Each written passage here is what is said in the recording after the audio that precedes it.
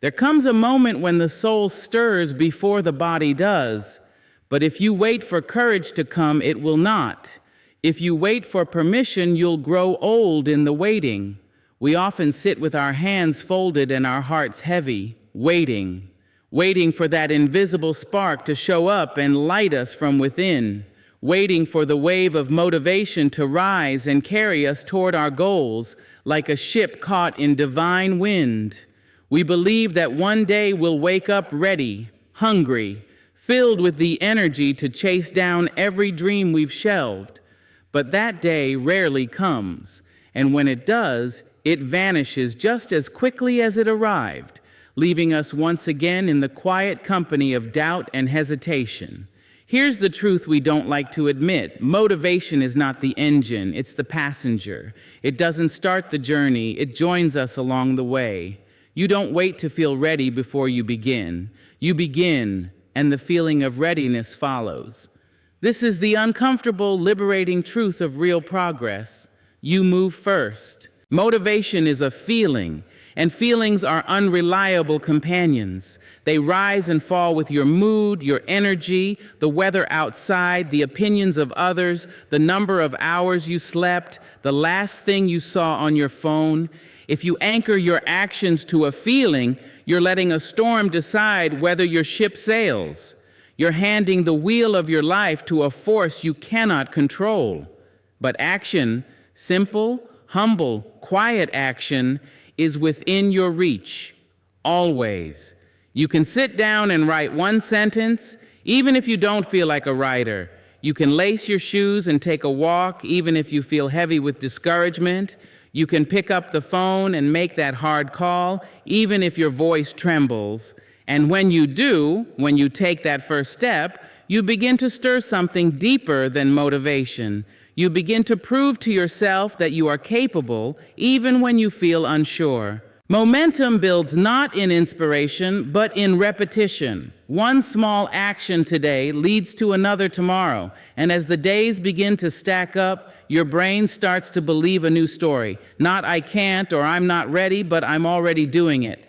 Action builds evidence, and evidence builds belief. You become the kind of person who shows up, not because you're always excited, but because you've decided to act regardless of how you feel. Think about a cold morning when your bed is warm and the world feels sharp outside the covers. You don't want to get up, you're not motivated, but then your feet touch the floor. You shuffle to the sink, you wash your face, you breathe, and suddenly you're in motion. You haven't even had coffee yet, but your body has begun the day. That's the secret right there. Start the thing and the feeling follows. We have it backward because we've been fed stories that glorify inspiration. We celebrate the moment the artist felt moved to paint, or the runner crossed the finish line, or the entrepreneur had the idea, but we ignore the dull, daily decisions, the hours at the desk, the miles in the rain, the emails, the practice, the effort that came without applause. That's where the real fire is built. Not in the dramatic moment, but in the decision to act without one. Some of the most life-changing things you'll do will not come wrapped in excitement. They'll come as quiet choices to begin, to continue, to try again. When you decide to act before you feel ready, you build trust with yourself. You show yourself that your word means something, that you can be counted on by the person who matters most, you. And once you begin, you create space for motivation to arrive. You invite it. You build the conditions for it to grow. Think of a garden. Motivation is like sunlight. It's beautiful when it's there, but no flower grows from light alone. It needs roots, soil, water, your action, your discipline, your daily return to the task. That's what allows motivation to matter when it does appear. This isn't to say you won't ever feel excited. You will. There will be days when the fire inside is strong. But those days will be built on the foundation you laid when the fire was nowhere to be found. And that's the life you want. Not one ruled by waiting for the feeling, but one shaped by your choice to act in spite of it. You don't need to be ready. You need to begin. You don't need to feel brave. You need to move. Because once you do, something happens. Not instantly, not magically, but certainly. You start to become someone who doesn't wait for permission from your feelings. You start to become someone who trusts motion over mood, effort over inspiration. And you start to realize that action is not just how things get done, it's how you become who you're meant to be. Desire is the spark, but discipline is the flame that keeps burning long after the thrill has faded. Desire is loud and seductive. It makes promises in the quiet of the night, whispers dreams into our ears, paints grand visions of what life could be. It dances in our minds when we watch others succeed, when we imagine our name on the cover, our feet on the stage, our hands building the thing we were meant to create. Desire is beautiful, but it is fleeting. You've felt it before, that rush of inspiration that makes you want to change everything overnight. You buy the notebook, the gym shoes, the camera, the course. You clean your desk, you plan your schedule. You tell someone, this time it's different. And for a little while, you're flying. But then something happens. Not something big, just something ordinary. You get tired, you get bored, you don't see results. The energy fades, the passion dips, and then the question comes, do I still want this? That's where most people stop, because the feeling is gone, and they believe that if the feeling is gone, the path must be wrong. But that's not true. In fact, that's the very point where the real path begins. Discipline doesn't care about how you feel. It doesn't beg for excitement. It doesn't need applause. It shows up with its sleeves rolled and its jaw set. It says, I don't need a reason to keep going. I've already decided to. Discipline doesn't wait for the stars to align or the mood to strike. It gets up when the alarm rings. It sits down at the desk. It writes the sentence, lifts the weight, says no to the temptation, not because it feels good in the moment, but because it honors something deeper than feeling, commitment. Desire wants the result. Discipline loves the process. Desire chases comfort and reward. Discipline builds grit in the silence. When you rely on desire, your progress will always be inconsistent. You'll start strong and stop short. You'll do it when you feel like it and skip it when you don't. You'll be a slave to your emotions, constantly swinging between motivation and guilt, action and avoidance. But when you build discipline, you build something more valuable than energy. You build identity. You become someone who keeps their word. You become someone who follows through. And that is power. Real, grounded power. Not the fleeting high of motivation, but the steady confidence of someone who knows, I can do hard things even when I don't want to. Discipline is not glamorous. It doesn't shout. It doesn't announce itself. It's quiet. It's boring. It's often lonely. But it is also how everything that matters gets made. Books are not written in a weekend of passion. Muscles are not built in one explosive workout. Relationships are not strengthened by grand gestures alone. All of it, every meaningful thing, is built through the slow, repeated practice of showing up again and again when you could just as easily walk away. There will be mornings when you want to stay in bed, nights when you want to quit, moments when everything in you says, what's the point? And it's there, in that space, where discipline speaks loudest, not in words, but in motion, in standing up, in opening the laptop, in choosing the hard thing over the easy out, in proving, once again, that you are not your mood, you are your values. Desire can be stolen by a bad day. Discipline endures. Desire can be crushed by failure. Discipline learns and returns. Desire wants instant gratification. Discipline is patient and plays the long game. And here's the gift that discipline gives you in time. It births desire again. But this time, the desire is rooted. It's not a flash. It's a fire that grows stronger with every day you keep going.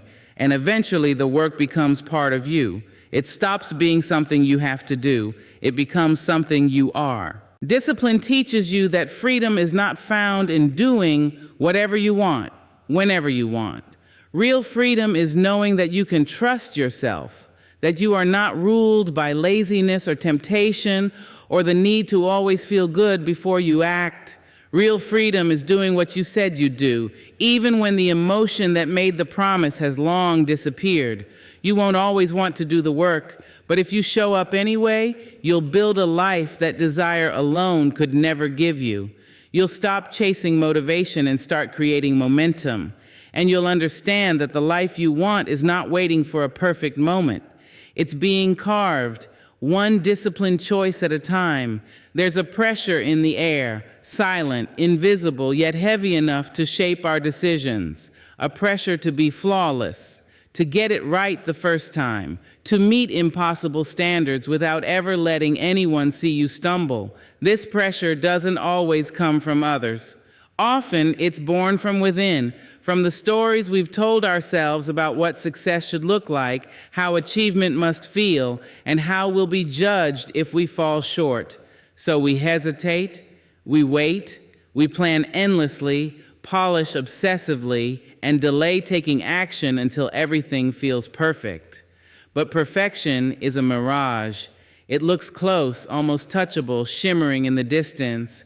But the closer you move toward it, the more it recedes.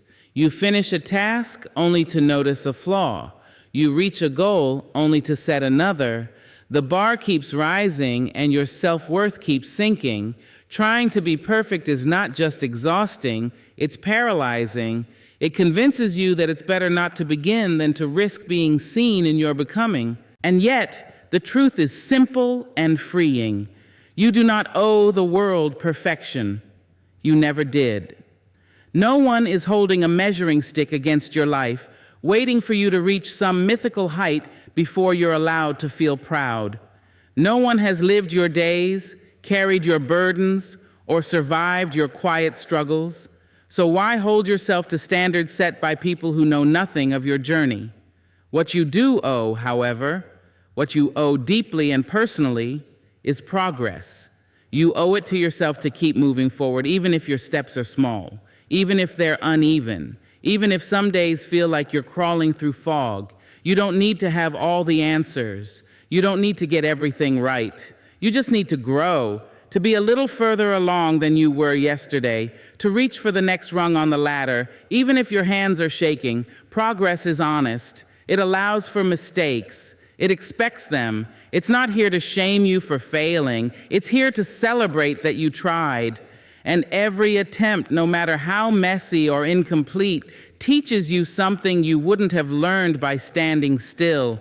Perfection offers the illusion of safety, but progress offers real transformation. It says, let's get better, let's move again, let's rise slowly but surely without apology.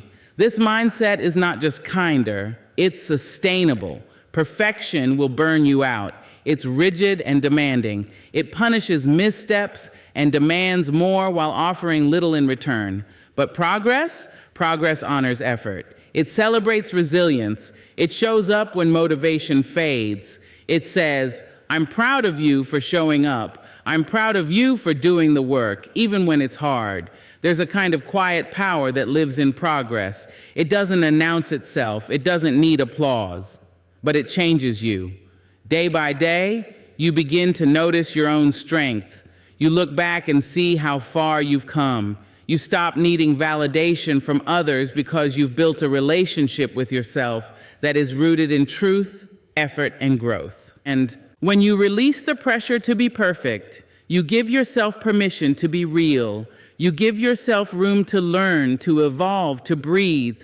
You allow yourself the freedom to take risks without fear of judgment, to explore without shame, to fail with dignity. And failure, when held with compassion, becomes a stepping stone, not a dead end. You're not here to impress the world. You're here to fulfill your own potential. That doesn't mean being the best. It means becoming your best.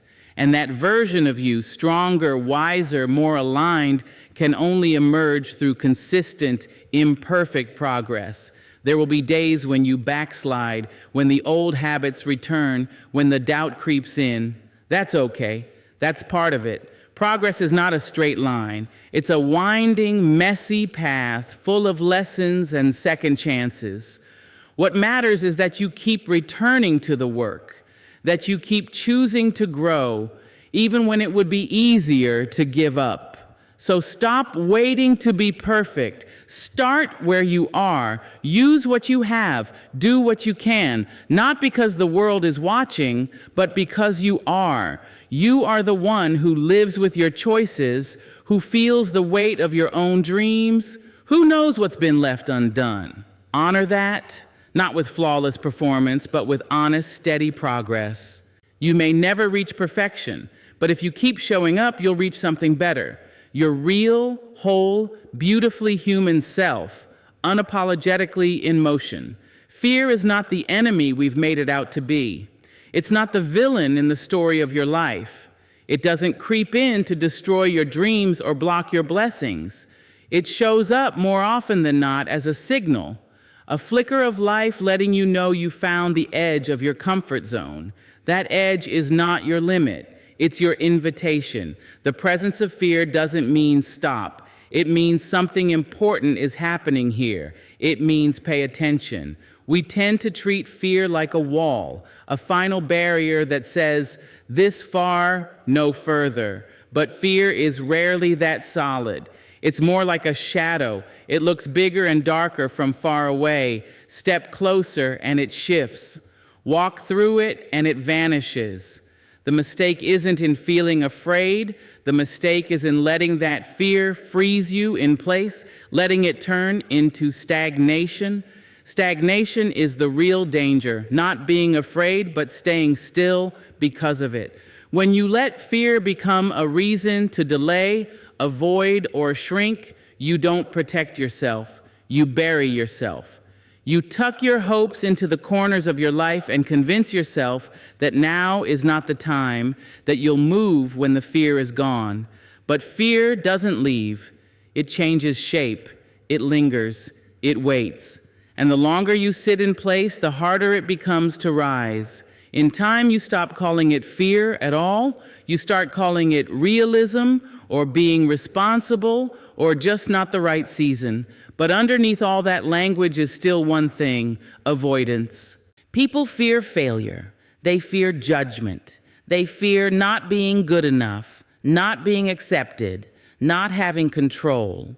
But here's what's more dangerous than any of those things: waking up one day and realizing you've been alive for years without actually living. That you let your whole life be designed by your discomfort. That your actions were dictated by the things you tried not to feel. Stagnation doesn't always look dramatic. Sometimes it looks like procrastination, endlessly preparing but never launching. Sometimes it looks like comfort, sticking with what's known even when it no longer serves you. Sometimes it's masked by success, climbing a ladder that leans against the wrong wall. And while all of that is happening, fear stays quiet. It doesn't have to shout. It knows it already won. But here's the thing: fear doesn't disappear by being ignored. It shrinks by being faced. Not all at once, not with a big leap, but with small, steady steps toward the thing you're avoiding. Each step tells your body we can do hard things. Each act of courage, no matter how small, chips away at the illusion that fear is stronger than you, because it's not.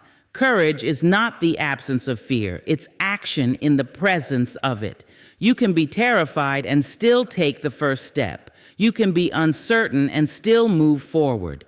Growth doesn't come from certainty. It comes from motion. You grow when you stretch, when you wobble, when you walk through what scares you and find that you are still here, still breathing, still becoming.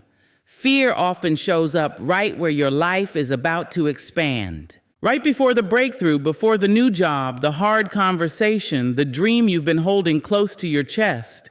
It's not a sign to retreat, it's a sign that the moment matters. It means something is on the line, and that's okay.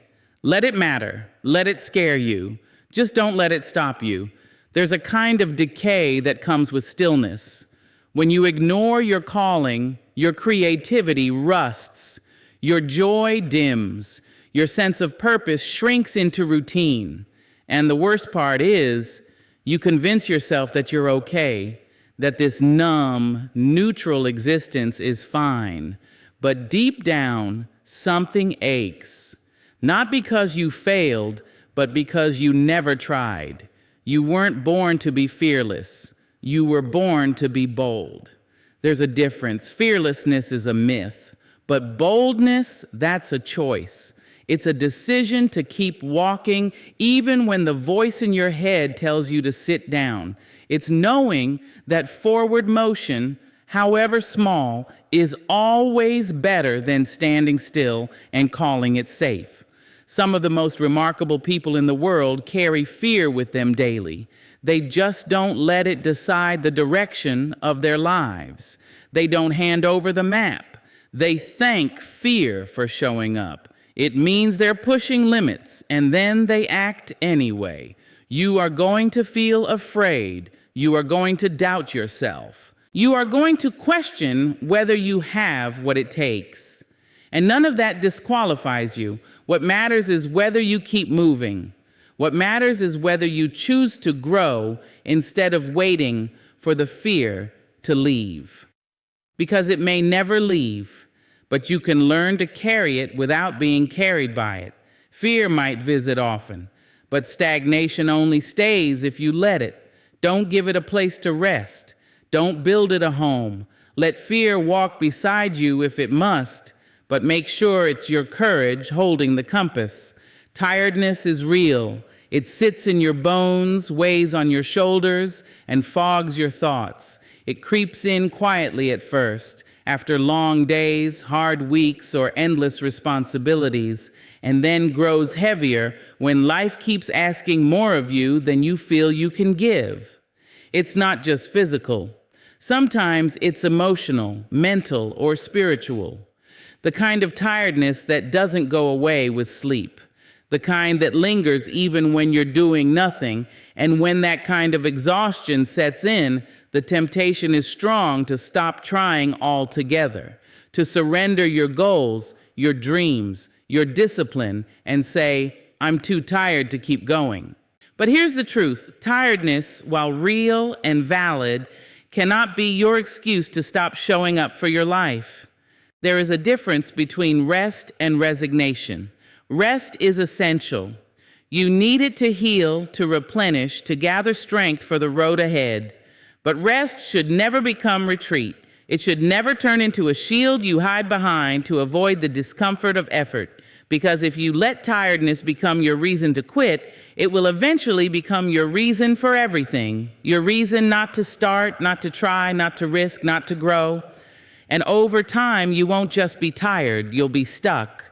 There's a weariness that comes from doing hard things, but there's also a deeper weariness that comes from doing nothing at all, from abandoning your path, from living misaligned with your purpose. That kind of tiredness drains your spirit more than any long day ever could. Because when you give up on what matters, you carry a silent grief, the grief of lost potential, of knowing you could have been more, done more, if only you had found the strength to keep going. People often think that the road to success or fulfillment is paved with motivation and energy, that you have to feel powerful every day to keep moving. But real progress isn't made in those moments of high energy. It's made in the tired ones. It's made in the days you don't want to get up, but do. In the nights you'd rather quit, but instead you take one more step. Those small acts of resilience, stacked day after day, build something unshakable. They build character. They build consistency. And eventually, they build the life you were chasing to begin with. Tiredness is a signal, yes, but it's not always a stop sign. Sometimes it's just a checkpoint, a moment to pause, to breathe, to ask yourself, am I tired because I'm doing too much? Or because I'm not doing enough of what fuels me? There is a kind of fatigue that comes not from overworking, but from underliving, from ignoring your passions, from staying too long in situations that drain your soul. That's a tiredness that rest alone can't fix. That kind of tiredness demands a shift, a change in direction, a commitment to something truer. There will always be days when your energy dips, when life presses down harder than usual, when your body aches and your mind is cloudy. Those days matter. They are part of the human experience. But if you wait until you are fully rested, fully ready, fully energized before you move forward, you may wait forever. Because life doesn't pause while you recover. Opportunities don't freeze in place while you gather strength. The world keeps turning, and you must find ways to turn with it, even if slowly. This doesn't mean push yourself until you break. It doesn't mean ignore your limits. It means you recognize that part of being strong is knowing when to rest and when to rise anyway, when to push through discomfort, not because it feels good, but because the alternative is to let your tiredness write your story. You are allowed to be exhausted. You are allowed to struggle, but you are not allowed to let that tiredness become the excuse for why you didn't show up for your own life. You owe yourself the effort even on the hardest days, especially on the hardest days, because those are the days that define you, not in how fast you move, but in the fact that you kept moving at all. Tiredness will come and go, but the moments you fight through it, those are the ones you'll remember. Those are the ones that will shape you. They'll teach you that you are not weak because you're tired. You are strong because you kept going despite it. You adjusted your pace, not your purpose. And in doing so, you honored the deepest truth about resilience, that it's not about never being tired. It's about never letting tiredness decide who you'll become. There's a quiet ache that lives in the hearts of many, an ache not caused by what they've done, but by what they never dared to do. It is the weight of unlived potential, the dreams never pursued, the talents left dormant, the visions that once burned brightly but were slowly buried under excuses, fear, and delay. It's a weight that grows heavier with time, whispering louder as the years pass. You could have done more. You were meant for more. Potential is a promise, not a guarantee. It's the raw material of greatness, the seed of something powerful waiting to be shaped by courage, effort, and time. But if it remains untouched, unexplored, unchallenged, it begins to decay. It becomes a haunting reminder of what might have been. And nothing stings quite like the realization that what you could have become was lost. Not to tragedy or misfortune, but to your own inaction. Many people live safely within the lines of their comfort zones. They follow predictable paths, fulfill expectations, meet the minimum requirements of existence. They silence the voice within that calls them higher, convinced they have time. Time to start later, time to try when things settle down, time to be brave when fear loosens its grip. But the cruel truth is that time waits for no one. And the longer you wait to act on your potential, the more you teach yourself to live without it. Unlived potential doesn't scream. It doesn't demand attention. It waits in silence, patient, loyal, and painful. You carry it with you in every mundane task that could have had meaning, in every moment where you chose distraction over creation, in every opportunity you passed up, not because you lacked ability, but because you lacked belief. And as those moments stack up, so does the regret. Regret isn't always loud. Sometimes it's a question you can't answer. What if I had tried? What if I had believed in myself? What if I hadn't let fear dictate my choices? These questions follow you in the quiet hours, long after the chances have passed, and they're heavier than any failure, because failure, at least, is honest. It says you dared. It says you showed up. But regret says you never gave yourself the chance. We were not born just to survive. We were born to create, to grow, to stretch the edges of what we think is possible. There is something inside you, an idea, a gift, a message, a movement that no one else can express in the exact way you can. That uniqueness is your power, and when you leave it unexplored, you deny not just yourself but the world of something extraordinary. But the danger of potential is that it feels comfortable. It feels good to know you could do something amazing, that you might be great at something. So we nurture that possibility without ever proving it. We become addicted to dreaming instead of doing. We mistake planning for progress.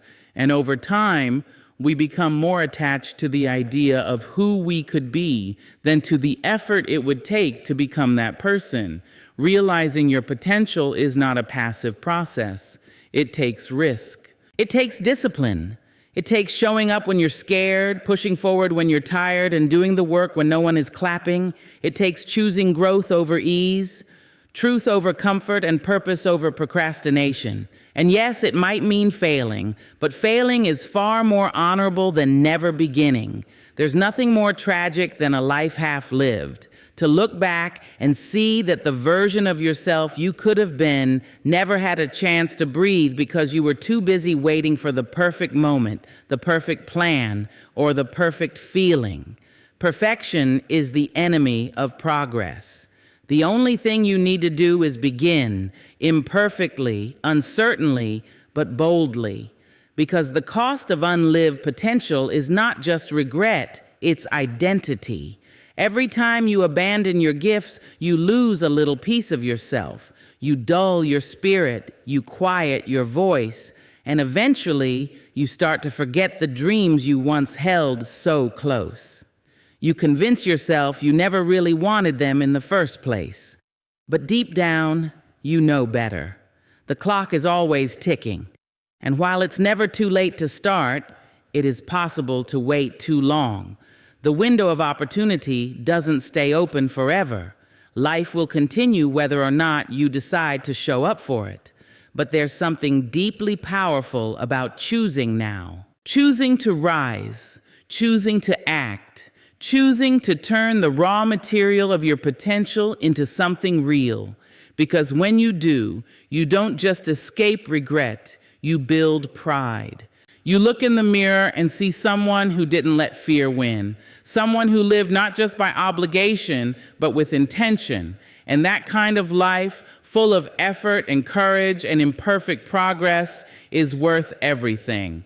So, child of thunder and silence, child of fear and fire, force yourself. Force yourself to rise, to write, to speak, to build, to change, not because it is easy, not because you feel brave, but because inside you burn something too holy to bury. A life unlived is not peace. It is regret wearing a smile. Don't make your dreams the prettiest ghosts in your graveyard. Stand up, step forward, take action. Even if your knees shake, let the world feel your footsteps.